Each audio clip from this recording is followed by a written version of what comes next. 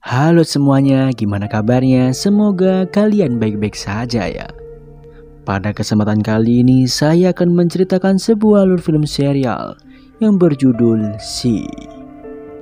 Film ini menceritakan tentang kondisi dunia setelah virus mematikan di abad ke-21 yang mengambil indera penglihatan seluruh manusia di bumi, di mana akibat dari hal itu populasi manusia di bumi hanya tersisa kurang dari 2 juta umat saja.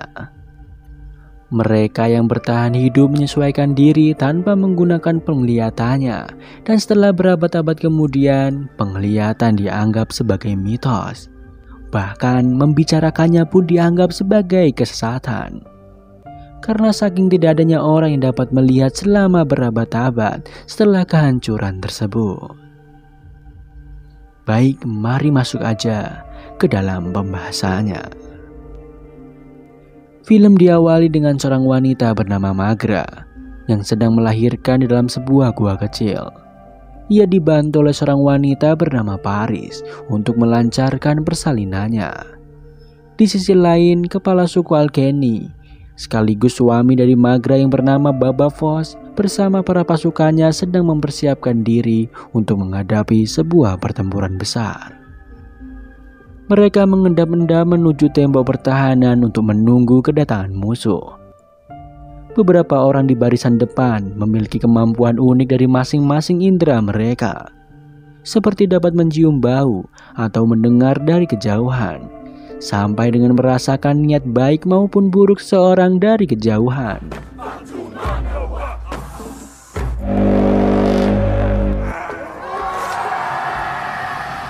Di sisi lain, sekelompok prajurit pemburu penyihir suruhan Ratu Ken yang dipimpin oleh seorang jenderal bernama Tamachi sedang berjalan menuju ke wilayah suku Alkeni untuk mencari seseorang.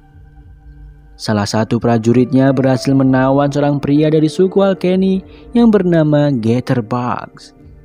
Ia merupakan seorang pengkhianat yang telah memberitahu Ratu Ken mengenai keberadaan seorang yang dianggap sebagai orang sesat atau penyihir, karena mengaku memiliki kemampuan melihat di wilayahnya. Getterbugs juga memberitahu informasi tentang Magra yang sedang hamil dan mencuri kalung darinya untuk diberikan kepada Jenderal Tamachi. Pada kalung tersebut tertulis nama dari seseorang yang menjadi tujuan utama para pemburu penyihir untuk mereka bawa kepada Ratu Ken. Nama orang itu adalah Cerlamerel. Cerlamerel adalah ayah biologis dari bayi dalam kandungan Magra yang dianggap sebagai penyihir atau orang sesat karena mengaku memiliki kemampuan untuk melihat. Flashback kehidupan Magra zaman dulu. Waktu itu Magra sedang tersesat di badai salju. Untungnya beberapa orang dari suku Alkeni menemukan Magra sebelum dirinya membeku. Mereka pun merawat Magra yang saat itu sedang hamil 3 bulan. Dan Baba Voss sebagai pemimpin suku memutuskan untuk merawat dan menikahi Magra. Karena kebetulan Baba Voss belum memiliki anak dan istri pada saat itu. Kembali ke saat sekarang. Setelah mendengar informasi dari Getterbugs, Tamachi mengirim sebagian prajuritnya untuk menghancurkan tembok pertahanan dari suku Alkeni. Mengetahui musuh telah berada dekat dengan mereka, Baba Voss memberikan kode dengan mengetukkan senjatanya ke sebuah batu. Tanda penyerangan dimulai.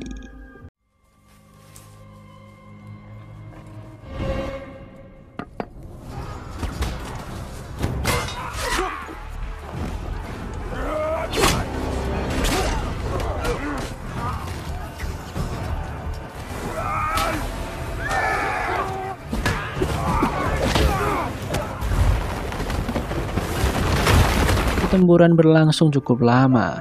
Akhirnya Baba Voss terpaksa memotong tali penahan batu-batu besar yang menjadi tembok utama pertahanan mereka untuk memusnahkan seluruh musuh itu. Setelah semua musuh berhasil dimusnahkan, Baba Voss kembali memerintahkan beberapa pasukannya untuk menerawang musuh dari kejauhan. Terlihat beberapa pasukan pengendara kuda dengan penuh kebencian sedang menuju ke desa Alkeni untuk mencari seseorang yang dianggap penyihir. Di sisi lain, Magra berhasil melahirkan 2 bayi kembar berjenis kelamin laki-laki dan perempuan. Sebagai adat dari suku Alkeni, Paris memerintahkan Magra untuk menyebutkan nama ayah asli kedua bayi tersebut. Untuk mereka dengar agar petaka tidak datang kepada mereka berdua. Namun bukan Babavos yang Magra sebutkan, melainkan Jerlamarel, nama asli ayah si bayi. Sementara Babavos dengan para pasukannya telah kembali dan memerintahkan kepada semua penduduk desa Alkeni untuk membuat jebakan manusia. Karena tembok pertahanan satu-satunya yang mereka gunakan untuk berlindung telah hancur. Dan mereka hanya memiliki waktu sampai hujan reda, atau para pemburu penyihir tersebut akan menyerang dan menghancurkan desa mereka. Setelah itu Babavos menemui Magra untuk melihat kedua bayinya. Ia sangat bahagia mengetahui kedua bayi tersebut lahir dengan kondisi sehat dan sempurna. Namun tak lama kemudian para penduduk desa telah menunggu di luar untuk berbicara kepada Babavos. Salah seorang wanita penerawang mengatakan bahwa mereka telah mengetahui tujuan utama dari para pemburu penyihir tersebut datang ke desa Alkeni. Mereka mengincar keturunan dari Jerlamarel atau kedua bayi kembar yang baru dilahirkan, karena dianggap sebagai keturunan dari penyihir atau orang sesat. Maka dari itu mereka menyarankan Babavos untuk membunuh Magra termasuk kedua bayinya, agar para pemburu penyihir itu tidak melukai orang ataupun menghancurkan desa Alkeni. Mendengar hal itu, tentu saja Babavos tidak akan menerima jika istri dan anaknya dibunuh begitu saja. Ia berniat untuk melindungi mereka dengan melawan para penduduk desanya sendiri. Namun beberapa orang dengan kemampuan unik yang masih setia kepada Babavos memilih berada di pihaknya untuk melawan para penduduk. Ketika perselisihan sudah semakin memuncak, muncul Paris keluar dari gua. Ia berniat untuk memisahkan mereka. Paris mengatakan bahwa menyerahkan kedua bayi tersebut tidak akan menyelesaikan masalah. Paris menyarankan kepada para penduduk desa untuk pergi ke sebuah jembatan agar bisa pergi dari gunung tersebut. Namun beberapa orang dari mereka tidak mempercayai adanya sebuah jembatan di wilayahnya. Karena dari beberapa generasi yang mereka ketahui, belum pernah ada yang mengatakan bahwa ada jembatan di wilayah tersebut. Namun salah seorang penerawang dengan inderanya yang kuat mengatakan bahwa Paris bisa mengetahui hal itu karena dirinya adalah seorang penyihir juga. Ketika hujan reda, mereka semua pun pergi menuju jembatan yang telah dibicarakan sebelumnya. Dipimpin oleh Paris, di setiap jalan menuju jembatan terdapat sebuah petunjuk bagi mereka yang tidak bisa melihat untuk sampai ke sana. Dan setelah beberapa saat berjalan, akhirnya mereka pun sampai di jembatan tersebut. Paris terlebih dahulu menyeberangi jembatan disusul oleh Magra bersama kedua bayinya. Dan setelah para penduduk Alkeni berhasil menyeberang, baru Babavos menyeberangi jembatan itu. Di sisi lain, Jenderal Tamaji bersama para pasukannya telah sampai di desa Alkeni. Namun mereka hanya merasakan kekosongan desa itu karena semua penduduk telah pergi. Dan saat ini sedang menyeberangi jembatan untuk melarikan diri ke suatu tempat. Sontak Tamaji langsung memerintahkan pasukan penerawang dan mengeluarkan anjing-anjing pelacak untuk mengejar penduduk desa sebelum mereka sampai ke tempat tujuan. Hingga akhirnya mereka pun sampai di jembatan. Namun karena ketidakmampuan mereka untuk melihat, mereka hanya bisa merasakan dan mendengar. Terdengar suara bayi yang sedang menangis. Tamaji dan para pasukannya terlambat menyadari bahwa sebenarnya ada sebuah jembatan di hadapannya. Ia pun memerintahkan Getterbugs untuk mengorbankan dirinya menyeberangi jembatan itu. Dan ketika Babavos hendak memotong tali jembatan, Getterbugs berteriak untuk meminta tolong kepadanya. Babavos tanpa ragu langsung menolongnya dan memotong jembatan tersebut agar para pasukan pemburu penyihir tidak dapat menyeberang. Tamaji lalu mengirim pesan lewat seekor burung untuk disampaikan kepada Ratu Ken. Scene beralih di sebuah bendungan bernama Kazuna.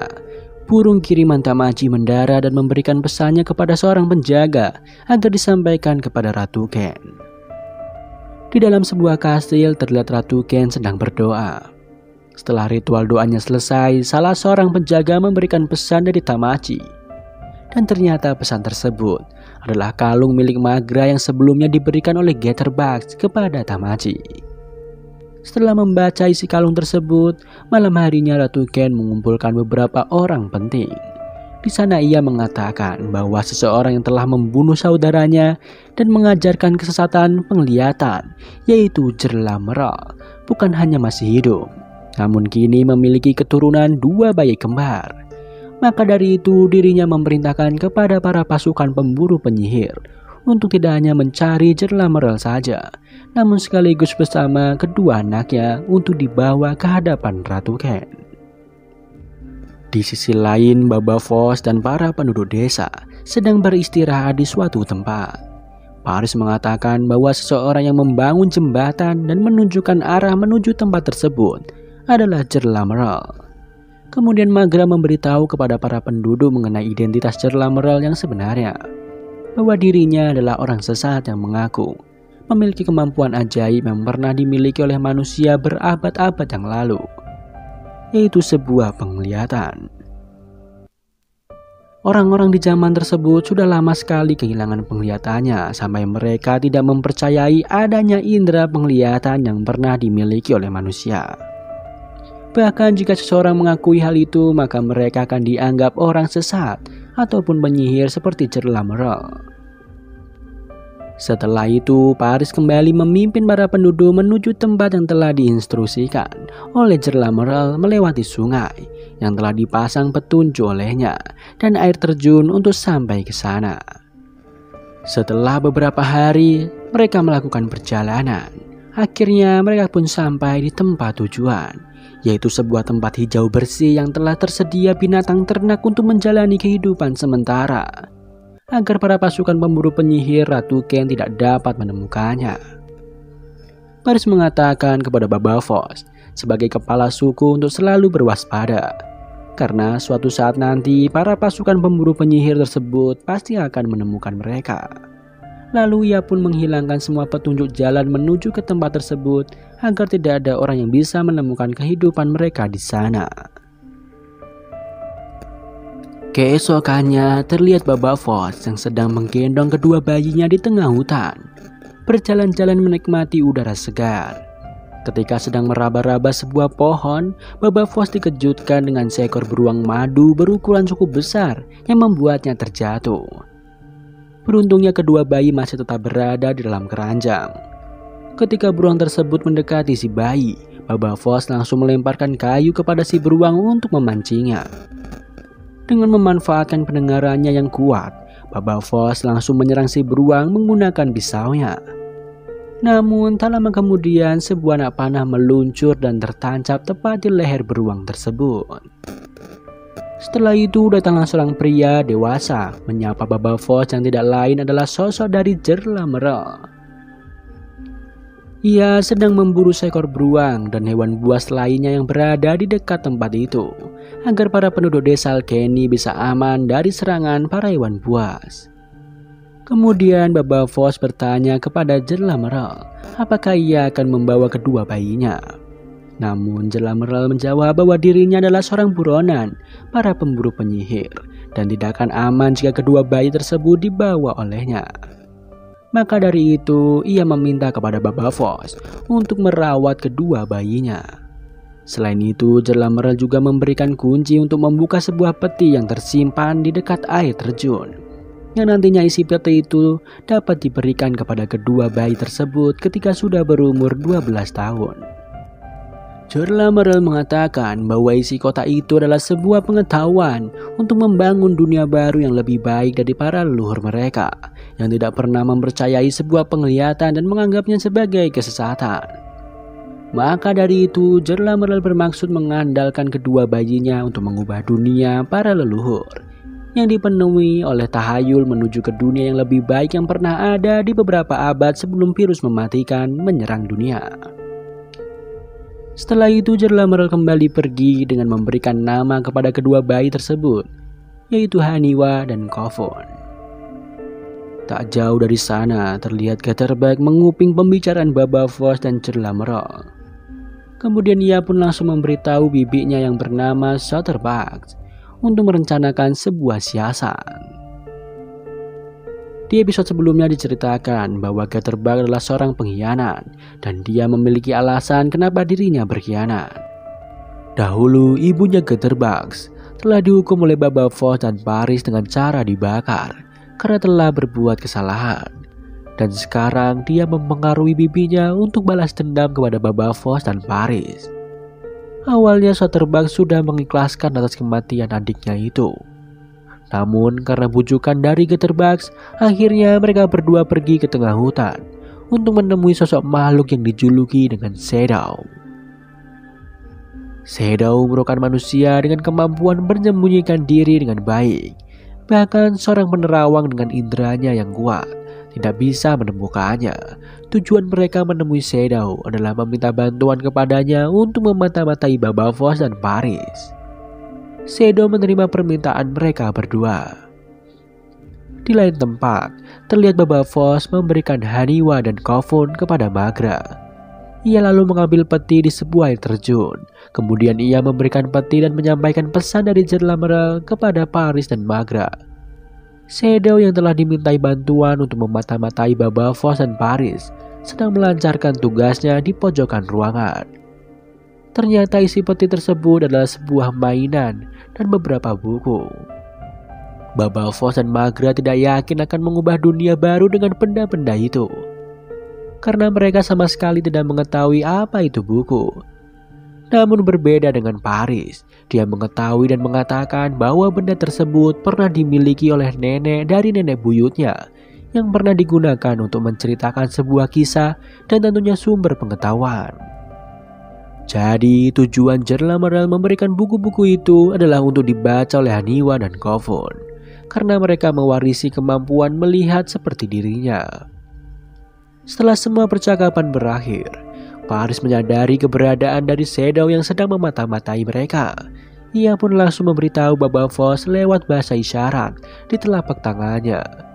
Kemudian Shadow memberikan informasi yang ia dengar kepada Jitterbug lewat sebuah tali atau kalung yang digunakan sebagai alat untuk dibaca olehnya. Namun informasi yang disampaikan oleh Shadow adalah sebuah kebohongan karena dirinya tidak mampu memata-matai Paris lebih dalam, yang notabene adalah seorang penyihir. Namun Jitterbug tidak kehabisan cara agar bisa melenyapkan Paris dan Baba Voss. Dirinya mengirimkan sebuah berita keberadaan suku Alkeni lewat sebuah botol yang dihanyutkan ke sungai dan berharap sampai kepada para pemburu penyihir. Di dalam botol tersebut terdapat sebuah tali yang nantinya akan dibaca oleh para pemburu penyihir. Scene beralih 3 tahun kemudian. Haniwa dan Kofun yang sebelumnya adalah bayi kembar sekarang sudah menjadi balita. Paris dan Magra berniat mengetes mereka berdua dengan tujuan untuk mengetahui apakah Haniwa dan Kofun benar-benar mewarisi kemampuan yang dimiliki oleh Jerlamerel. Paris meletakkan mainan milik Haniwa dan Kofun di salah satu tempat yang tidak diketahui oleh mereka.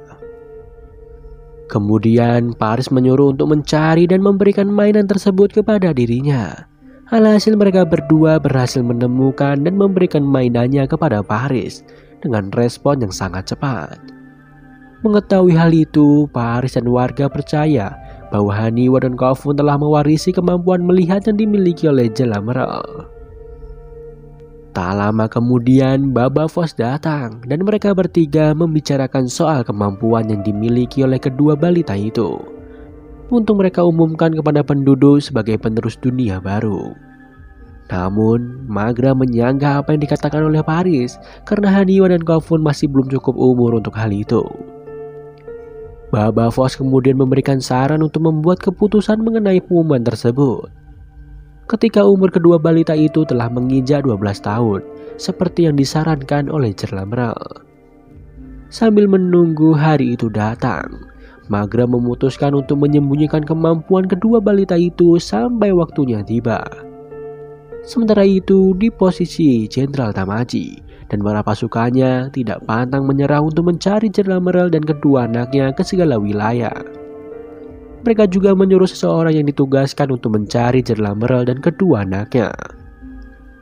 Dan tragisnya, jika mereka tidak menemukan Jerlamerel, maka mereka akan dibunuh oleh Tamaji sendiri. Scene beralih 9 tahun kemudian. Haniwa dan Kofun menginjak umur ke-12-nya, dan hari itulah yang ditunggu-tunggu oleh Paris untuk memberikan buku-buku pengetahuan dari ayah asli mereka. Namun sayangnya Magra tidak mengizinkan kedua anaknya tersebut untuk membaca buku. Ia merasa kehidupannya sudah nyaman dan tidak ada tujuan untuk mengubah dunia baru. Namun dirinya memilih hidup di tempat yang aman dan mati dengan tenang di sana. Perkataan Magra itu membuat Paris merasa terkejut karena bisa-bisanya Magra menyepelekan begitu saja apa yang dikatakan oleh Jalameral sebagai penyelamat mereka dari para pemburu penyihir 12 tahun yang lalu. Dan setelah itu Paris pun meninggalkan Magra. Pada malam harinya, Haniwa dan Kofun menemui Paris untuk menemaninya, dan tanpa ragu Paris pun langsung memberikan buku-buku itu. Dan dia mengatakan bahwa buku-buku itu diberikan oleh ayah asli mereka, yaitu Jalameral.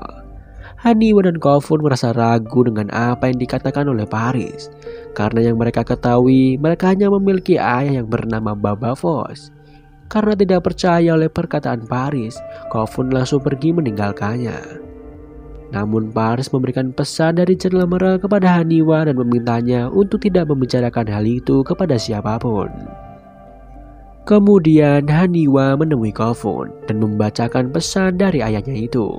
Isi pesan tersebut adalah tentang kemanusiaan yang hidup di dunia beberapa abad lalu. Ketika mereka masih memiliki penglihatan dan memanfaatkannya dengan pikiran, lalu membuat sebuah teknologi. Teknologi berkembang pesat yang akhirnya mereka para manusia menggunakannya untuk saling menghancurkan. Dan beberapa orang dari mereka percaya bahwa penglihatan telah dicabut oleh dewa untuk menyelamatkan bumi. Namun beberapa tahun setelah itu berkah penglihatan kembali diberikan kepada beberapa manusia yang terpilih. Mereka yang diberikan penglihatan telah diinstruksikan untuk membangun kembali dunia baru yang lebih baik. Oleh karena itu, Jalameral memberikan buku-buku itu kepada Haniwa dan Kofun. Dan ternyata ketika Haniwa membacakan pesan tersebut, Baba Voss mendengar dengan hati yang sedih di luar gubuk. Setelah itu, Paris menemui Baba Voss dan kembali menyarankannya untuk membuat keputusan yang terbaik untuk kedua anaknya. Meskipun Baba Voss memiliki tubuh yang kekar, namun dalam dirinya tersimpan hati yang sangat lembut, yang tidak ingin membiarkan kedua anaknya menjalani kehidupan tanpa tujuan, seperti yang dibicarakan oleh Magra. Oleh karena itu, Paris menyarankan untuk tidak memberitahu Magra bahwa Haniwa dan Kofun akan belajar dengan buku-buku yang diberikan oleh Jalameral. Awalnya Baba tidak ingin membohongi kepada Magra yang tidak ingin kedua anaknya membaca buku-buku itu. Namun Paris mengatakan bahwa itu adalah yang terbaik untuk kelangsungan umat manusia. Pada keesokan harinya, Haniwa dan Kofun menuju ke sebuah air terjun, membawa masing-masing satu buah buku untuk mereka baca di sana. Dan diperlihatkan salah seorang perempuan yang menemukan berita dari Getterbach mengenai keberadaan dari suku Alkeni.